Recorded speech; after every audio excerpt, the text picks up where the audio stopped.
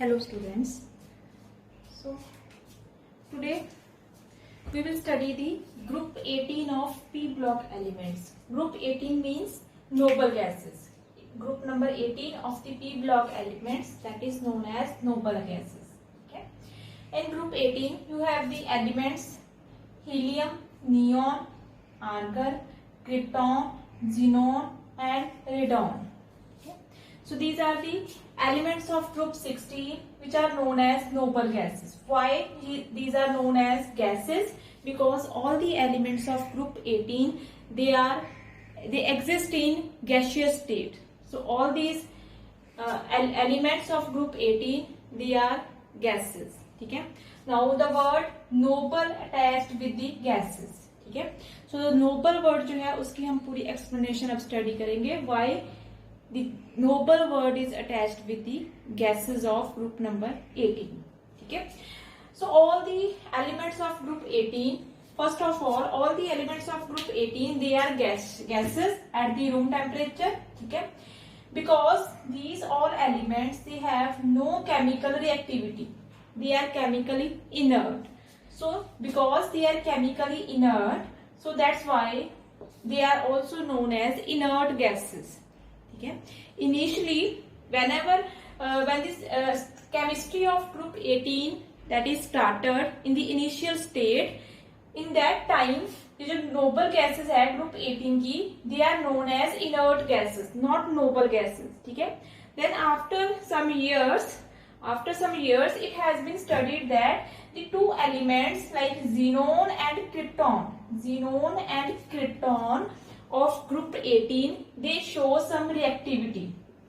कुछ ऐसे कंपाउंड्स, कुछ ऐसे इनऑर्गेनिक कंपाउंड्स xenon के एंड krypton के they have been discovered. ठीक है.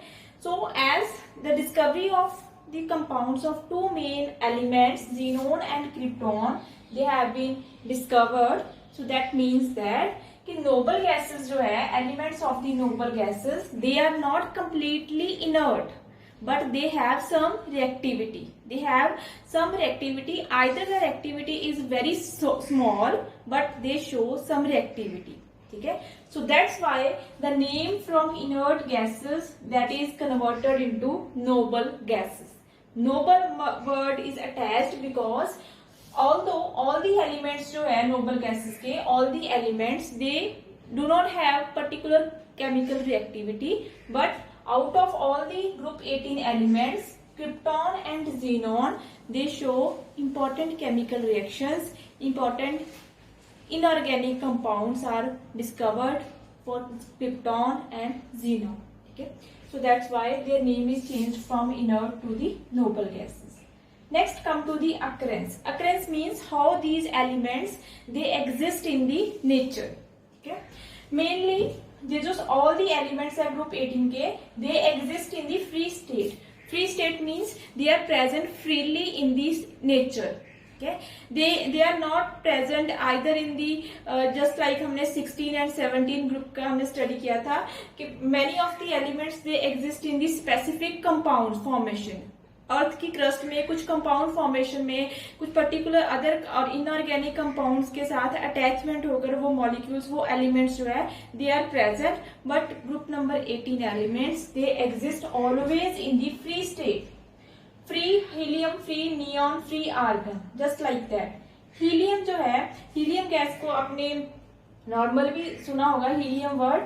हीलियम जो है that exist as a natural gas. ये नेचर में एटमॉस्फेयर में 2 to 7% of helium gas is present in the nature. ठीक है. Helium, neon, argon, all these gases they are also present in water of certain springs. ठीक है. Not all the but some certain springs, water of certain springs, all these elements are also present. ठीक है. Radon is very important. Radon जो है this is a radioactive element. This is the only one element of the group 18 that is radioactive. ठीक है. Radon last element है that is radioactive, and so because it is radioactive it is not stable. Radioactive molecule है, it is not stable, so it does not exist in the free state, ये कभी भी free state में available नहीं आएगा. So except radon, all the elements of the group 18 they are present in the free state in the nature. ठीक है. Next is the separation. Separation means you have neon, argon, krypton, xenon. Neon, argon, krypton and xenon. ठीक है. Helium gas जो है, helium gas is normally present in the nature. ठीक है. But आप helium को छोड़ दो एंड रेडॉन को भी आप छोड़ दो, बिकॉज रेडॉन जो है that is a radioactive element. जो बाकी बचे हैं they are neon, argon, krypton and xenon. ठीक है.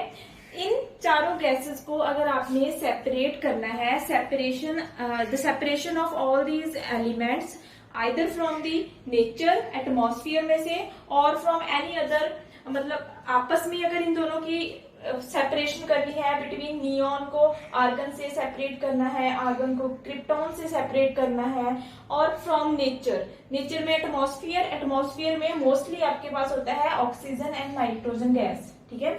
So either the second way is to separate all these elements from the natural oxygen and nitrogen gas. ठीक है. So how to separate all these elements, all these gases from one another or from the oxygen and nitrogen in the atmosphere? The most important property application is the fractional distillation. This fractional distillation जो है that is the method to separate all the elements of all the gases of group 18 from one another or from the oxygen and nitrogen gases. ठीक है. Fractional distillation जो है that is based upon the phenomena of boiling point of noble gases. That is based upon the phenomena of boiling point of the noble gases. Fractional distillation में क्या होएगा, अगर आपने एक mixture of liquid state mixture of neon, argon and krypton. Suppose I have taken three noble gases, neon, argon and krypton. ठीक है. तीनों gases का अगर आपने एक लिक्विड स्टेट मिक्सचर है आपके पास, उस मिक्सचर को आपने बॉयल करना है. फ्रैक्शनल डिस्टिलेशन में क्या होएगा कि उस मिक्सचर को आपने बॉयल करना है. इन तीनों में से कंपैरेटिवली जिस गैस का बॉइलिंग पॉइंट कम होएगा उस गैस ने सबसे पहले बॉयल करना स्टार्ट होना है, और उसके वेपर्स जो है they are form first. Suppose neon जो है, सपोज करो नियॉन जो है among argon and krypton, neon का अगर बॉइलिंग पॉइंट कम होएगा तो नियॉन के वेपर्स जो है they are formed first comparative to argon and krypton vapours. ठीक है. सो सबसे पहले आपके पास नियॉन के वेपर्स फॉर्मेशन हो जाएगी, और नियॉन के वेपर्स को आपने एक अदर कंटेनर आपने अटैच करना है उस इंस्ट्रूमेंट के साथ, जिस इंस्ट्रूमेंट में आपने उस कंटेनर में नियॉन के वेपर्स को कलेक्ट करना है. ठीक है. After the collection of complete neon vapours you can cool the vapors and that vapors they can be converted into the liquid state. ठीक है. So in that way either you can collect it in the liquid state or you can take it in the vapor state. ठीक है. So this is the method that how you can separate all the elements of group number 18 by using fractional distillation. So fractional distillation method is very important, which is based upon the difference in the boiling point of noble gases. Okay, so this is the separation of noble gases. Next come to the important point, that is the electronic configuration of noble gases. General electronic configuration. Since noble gases जो है that is the group number 18, that is the last element, the last group of the periodic table. So last periodic table है, group है periodic table का. So it has the electronic configuration NS2 NP6. S orbital is completely filled, that is NS2, and P orbital is also completely filled. You can see P orbital जो है it has the tendency to accept maximum 6 electrons. So P6 is here. So noble gases group number 18 elements, they have the completely filled electronic configuration NS2 and P6. ठीक है. So since this electronic configuration of group number 18 that is completely filled, अगर आपके पास completely filled electronic configuration है, that means that that electronic configuration is most stable electronic configuration. ठीक है, इसकी electronic configuration जो है दैट इज मोस्ट स्टेबल. अगर कोई चीज स्टेबल है सो दैट मीन्स इन सारे एलिमेंट्स में ns2 np6 इलेक्ट्रॉनिक कन्फिग्रेशन है. ठीक है, so it is very difficult to remove the electron from the p orbital. p orbital जो है that is completely field, p6 है. So it is very difficult to remove the electron from the p orbital. And again, second point is, since this electronic configuration is completely filled, ठीक है, completely filled है, so it is also very difficult to add the electron in this orbital. Okay? Because p orbital is completely filled, so it is impossible to add the 7th electron into the p subshell. ठीक है, so ultimately it has the 0 electron gain enthalpy and it has the highest electron ionization enthalpy. ठीक है, electron gain enthalpy is gain of electrons. Ionization enthalpy is removal of electron. Removal of electron is very difficult, so ionization enthalpy is very high and the electron gain enthalpy जो है since p orbital is completely filled, so it is not possible to add the 7th electron into the p subshell. So electron gain enthalpy is, you can say, there is no electron gain enthalpy in this case.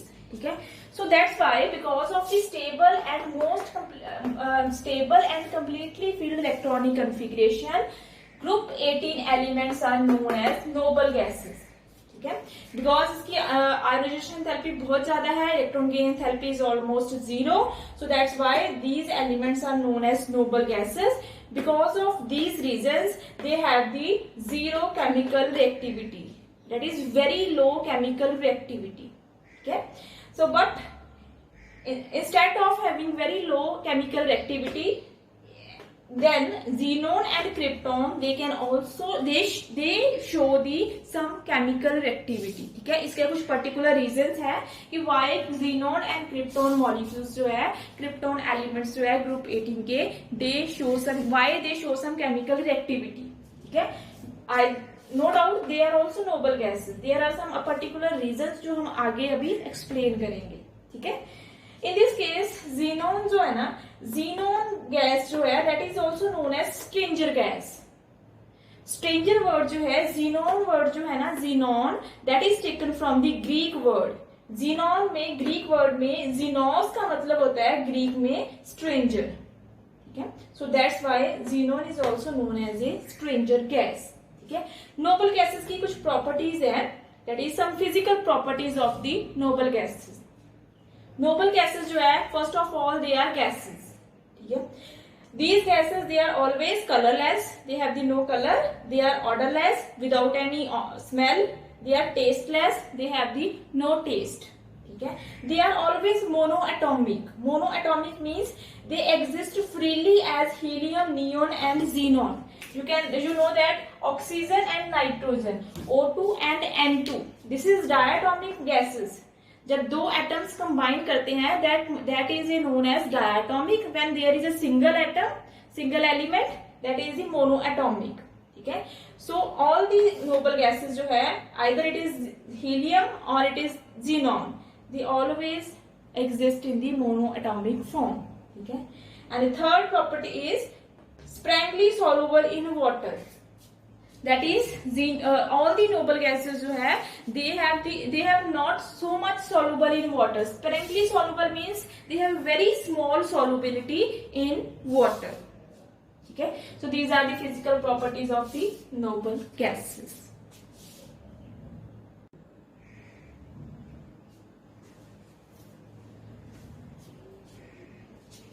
Next is the atomic properties of noble gases. In the atomic properties, first property is the atomic radii. Atomic radii means atomic size. Okay, so atomic size: helium, neon, argon, krypton, xenon and radon. These are the group 18 elements, noble gases. Since as we are going down the group, van der Waals forces of attraction, van der Waals radius increases,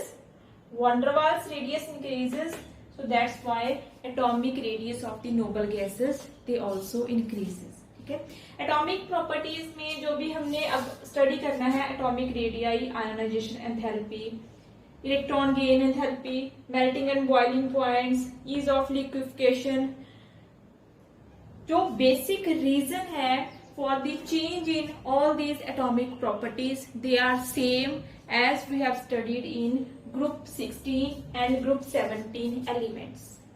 Okay, so come to the second property, that is the ionization enthalpy. Ionization enthalpy is removal of energy required to remove the electron. Okay, since we have noble gases, they have the completely filled stable electronic configuration ns2 np6. p orbital is completely filled. ठीक है, so it is very difficult to remove the electron from the p orbital. p orbital is completely filled, stable है. ठीक है, so it is very difficult to remove the electron from p orbital. Very large amount of energy is required. So that's why ionization enthalpy of all the noble gases, they are very high as compared to all other elements of the periodic table. Okay? And ionization enthalpy का जो downward trend है along the group, the trend of ionization enthalpy is, since whenever we are going down the group from helium to radon, ionization enthalpy decreases. Ionization enthalpy decreases because of the increase in atomic size on going down the group. ठीक है, atomic size increase होएगा, with increase in the atomic size जो nucleus and electron के बीच जो attraction है, attraction between the nucleus and electron, that also decreases, and comparatively it is easy to remove the electron from xenon or radon as compared to helium. Helium के small size है, so the attraction between the nucleus and electron is also strong as compared to xenon and radon. Okay. Third atomic property is the electron gain enthalpy. Electron gain enthalpy is the energy that is required to add an extra electron into the orbital. ठीक है, अब आपके पास noble gases में already you have an np6 electronic configuration, p orbital is completely filled, so p orbital is completely filled, so it has no space to enter the 7th electron into the p subshell. Okay, so that means there is no electron gain enthalpy in case of the noble gases, or you can say that electron gain enthalpy is 0 for all the noble gases. Okay. Fourth property is the melting point and boiling point. MP means melting point, BP denotes the boiling point of the noble gases. Okay. Noble gases का जो melting point and boiling point है, that is very low whenever you compare the melting point and boiling point of the substances of same atomic and molecular masses. अगर आप noble gases का कोई भी noble gas का melting point and boiling point note करो, and correspondingly आप किसी और एलिमेंट का, किसी और मॉलिक्यूल का, जिस मॉलिक्यूल का एटॉमिक मास और मॉलिक्यूलर मास, इन दोनों में से कुछ भी that is comparatively that is same to the noble gases. ठीक है, उस टाइम आपके पास जो नोबल गैसेस का melting point and boiling point है, that is always very low, very small when as compare to the substances of same atomic and molecular masses. ठीक है, अब नोबल गैसेस का melting point and boiling point that is very low. The basic reason is due to the very weak van der Waals forces of attraction. जो noble gases है, सबसे पहले तो all the noble gases जो है group 18 elements, they are gases. Since they are gases, और gases में आपको पता है, गैसेस को अगर आप लिक्विड एंड सॉलिड के साथ कंपेयर करो तो गैसेस में जो मॉलिक्यूल्स होते हैं, जो एटम्स है, जो मॉलिक्यूल्स है, they are present at large distance from each other. Since gases के सिस्टम में जो एलिमेंट्स होते हैं, जो मॉलिक्यूल्स होते हैं, वो उनमें डिस्टेंस जो होता है दैट इज वेरी लार्ज, और उन दोनों में जो इंटरमॉलिक्यूलर अट्रैक्शन होएगी that is weak as compare to liquids and solids. ठीक है, अब नोबल गैसेस में जो अट्रैक्शन है that is van der Waals forces. Van der Waals forces of attraction is present between the different molecules of noble gases, और ये जो वंडरवाल फोर्सेस ऑफ अट्रैक्शन है that is also very weak in case of noble gases. ठीक है, so that's why due to the weak van der Waals forces of attraction melting point and boiling point is also very low compare to other elements, other substances or other elements. And you know that whenever you are going down the group, जब हम down the group जा रहे हैं helium से radon की side में, तो van der Waals radius increases, so ultimately van der Waals forces of attraction जो है वो भी इंक्रीज होएगा whenever you are going down the group. Van der Waals forces of attraction weak हो रहा, इंक्रीज हो रहा। जब van der Waals forces of attraction weak था तो melting point boiling point low था, and when van der Waals forces of attraction increase हो रहा तो उसके कॉरेस्पॉन्डिंगली आपके पास melting point and boiling point भी इंक्रीज होएगा। Van der Waals forces of attraction is directly proportional to melting point and boiling point. अगर van der Waals forces of attraction weak है तो melting point and boiling point low होएगा, और अगर van der Waals forces of attraction are larger, increase हो रहा है down the group, so melting point and boiling point they also increases down the group. और पूरे के पूरे नोबल गैसेस में हीलियम जो है it has the lowest boiling point 4.2 kelvin. Helium जो है it has the lowest boiling point, याद रखना इंपॉर्टेंट है, दैट इज द 4.2 केल्विन। ठीक है, so this is the melting and boiling point. Fifth atomic property is the ease of liquefaction.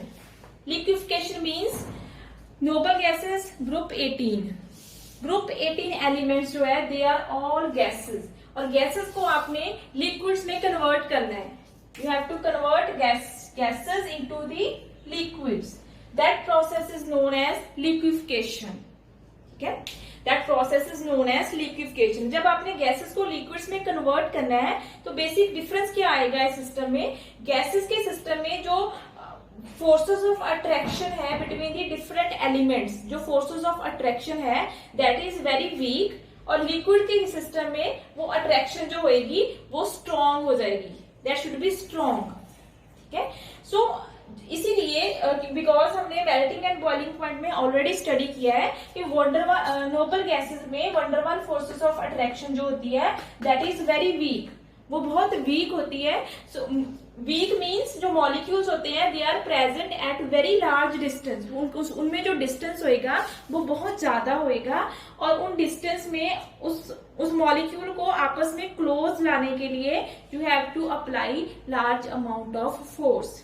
अगर पहले जो मॉलिक्यूल्स है they are at very large distance, उन मॉलिक्यूल्स में से डिस्टेंस बहुत ज्यादा है गैसियस के सिस्टम में, लिक्विड में कन्वर्ट करने के लिए आपको मॉलिक्यूल्स में डिस्टेंस डिक्रीज करना पड़ेगा।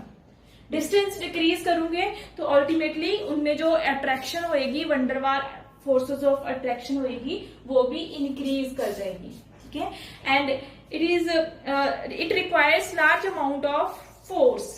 ठीक है, सो दैट्स व्हाई जो नोबल गैसेस है उन्हें लिक्विफाई करना, उन्हें लिक्विड स्टेट में कन्वर्ट करना that is not a easy task, that is a very difficult process.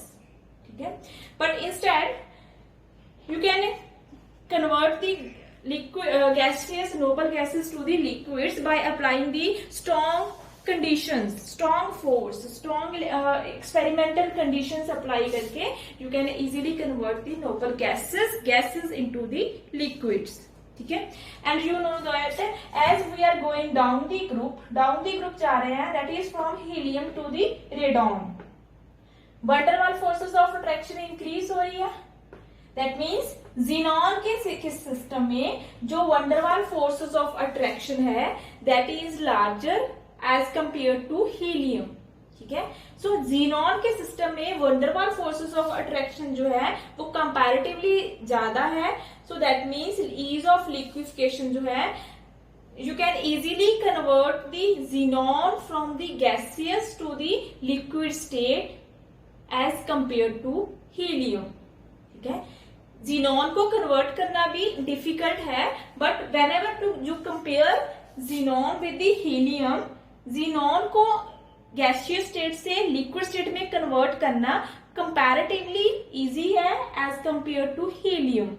Because xenon के सिस्टम में already van der Waals forces of attraction जो है they are larger, because on going down the group ये जो forces है ये increase करेगी, और अगर फोर्सेस इंक्रीज हो रही है तो ईज ऑफ लिक्विफिकेशन भी इंक्रीज होएगा in case of noble gases. ठीक है, so these are the 5 atomic properties of the noble gases, and the 6th one property is the solubility in water. So the 6th atomic property is solubility in water. Okay.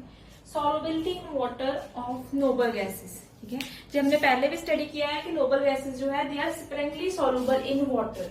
They are not completely soluble. ठीक है, now in this topic we are studying the reason behind this springly solubility in water. ठीक है, so in this case जो noble gases है they are dissolved in the water when there is a particular dipole induced dipole interaction. ये एक type है interactions की, just like van der Waals forces of attraction there is an another interaction which is known as dipole induced dipole interaction. ठीक है, due to dipole induced dipole interaction noble gases they are soluble in water. ठीक है, अब हमने study करना है what is dipole induced dipole interaction. ठीक है, dipole means di means two, pole means there are two poles. ठीक है, whenever there are two poles just like this, one pole is positively charged, second pole is negatively charged. So this is di means two poles, dipole means two poles. ठीक है, dipole induced dipole, induced का मतलब होता है कि हमने दूसरे molecule में डाइपोल को प्रोड्यूस करना, इंड्यूस करना, formation of dipole in the other molecule, that is induced dipole. ठीक है, सबसे पहले सिंपल डाइपोल का मीनिंग क्या है. when you are dissolving the noble gases into the water, since जो water है, water molecule जो है that is polar, you already know that water molecule is a polar molecule. और अगर मैंने यहाँ पर polar molecule of water draw किया, ऑक्सीजन, हाइड्रोजन एंड हाइड्रोजन. ठीक है, अब हाइड्रोजन जो है they have the partial positive charge and oxygen has the partial negative charge. So polar molecule of water जो है it becomes a dipole. It has the two poles, one is negatively charge and one is the positively charge. It has the two poles. So polar molecule of water, देखो कोई भी molecule होए, either it is water और any other molecule which is polar. Polar system जो होएगा that is always dipole. ठीक है, so in this system water जो है that is the polar molecule and it has the two poles and this is a dipole. This dipole polar molecule, and I have written here two second molecule of water which is also dipole. मैंने partial charges draw किए हैं. Partial means they have not completely negatively charged, completely positively charged, but partial charge is present. ठीक है, now water molecules में आपने noble gases को dissolve करना है. नोबल गैस, जब नोबल गैस वाटर मॉलिक्यूल्स में डिसॉल्व नहीं की थी उस टाइम नोबल गैस जो थी it has this spherical structure just like this. It has this spherical electron charge. Spherical means symmetrical electron cloud of the noble gases. Noble gases में जो भी इलेक्ट्रॉन्स प्रेजेंट थे they are symmetrically spread over 3 dimensional space. देखो एक sphere है, sphere का कोई particular end नहीं होता. There is no particular pole in case of a sphere. ठीक है, सो जो नोबल गैसेस थी that is not a polar gas. So just like water molecule, noble gases के सिस्टम में देयर इज नो पोल. अब noble gases के system में water molecules ने टू पोल्स डाइपोल को इंड्यूस करना है. ठीक है, so that's why it is known as induced dipole. water molecules induce the dipole in the symmetrical electron cloud of noble gases. ठीक है, सो जो पोल नोबल गैसेस में इंड्यूस होएगा that is known as induced dipole, and the actual pole जो already present है water molecules में, they are known as dipole. ठीक है, so this is known as dipole induced dipole, dipole induced dipole interaction. ठीक है, जैसे noble gases में सबसे पहले आपके पास एक सिमेट्रिकल इलेक्ट्रॉन क्लाउड था. ठीक है, when this symmetrical electron cloud it comes in contact with the water molecules, जब ये वाटर मॉलिक्यूल्स के कांटेक्ट में आएगा, इसकी जो स्ट्रक्चर है, इसकी जो शेप है, वो स्फेरिकल से एलिप्टिकल स्ट्रक्चर में चेंज हो जाएगी. You can see here elliptical structure में ये चेंज हो जाएगी. और इस सिस्टम में जो जब वाटर का पॉजिटिव चार्ज इसका जो इस नोबल गैसेस का जो फेस पॉजिटिव चार्जेस को फेस करेगा, that gets the partial negative charge. जो पॉजिटिव की ने नेगेटिव की साइड इंड्यूस होएगा. So this negative charge is induced by the positive charge of water molecules.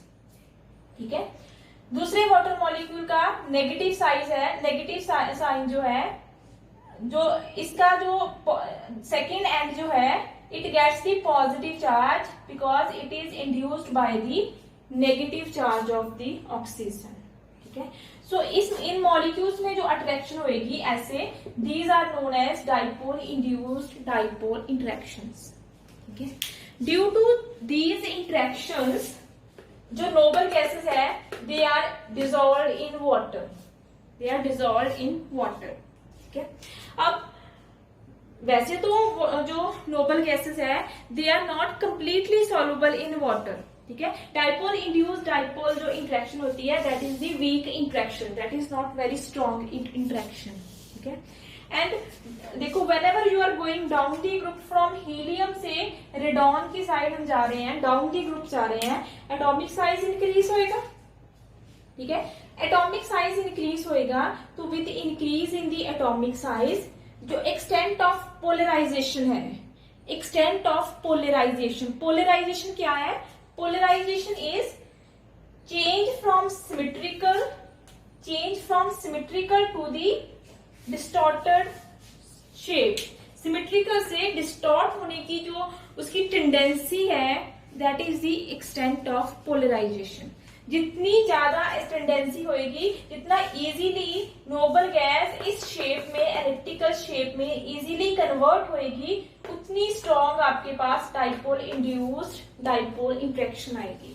ठीक है, देखो जितनी जल्दी वो एलिप्टिकल स्ट्रक्चर में चेंज हो जाएगी, उतना ही इजीली, दैट मीन्स वाटर को ज्यादा वर्क नहीं करना पड़ेगा कि उस मॉलिक्यूल को, नोबल गैस को सिमेट्रिकल से अनसिमेट्रिकल में चेंज करने में, अगर वो ऑलरेडी अपने आप वेरी फास्ट चेंज हो रही है. ठीक है, so whenever we are going down the group from helium to radon, atomic size increase होएगा. और हमेशा याद रखना, जब भी एटॉमिक साइज इंक्रीज होएगा तो एक्सटेंट ऑफ पोलराइजेशन भी इंक्रीज होएगी. ठीक है, और एक्सटेंट ऑफ पोलराइजेशन इंक्रीज हो रही है, so that means dipole induced dipole जो इंटरेक्शन है, उसका मैग्नीट्यूड इंक्रीज हो रहा है, वो जो इंटरेक्शन है वो स्ट्रॉन्ग हो रही है कंपैरेटिवली. ठीक है, और अगर डाइपोल इंड्यूस्ड डाइपोल जो है वो उसका मैग्नीट्यूड इंक्रीज हो रहा है, मैग्नीट्यूड इंक्रीज हो रहा है, तो सॉल्युबिलिटी भी इंक्रीज होएगी whenever you are going from helium to radon. So solubility जो है, that is directly related to the strength of dipole induced dipole interaction. Dipole induced dipole interaction strong है तो solubility ज्यादा होएगी, अगर ये इंटरेक्शन जो है वो वीक है तो solubility भी comparatively डिक्रीज हो जाएगी, लो होएगी. ठीक है, so this is the solubility in the solubility of noble gases in water.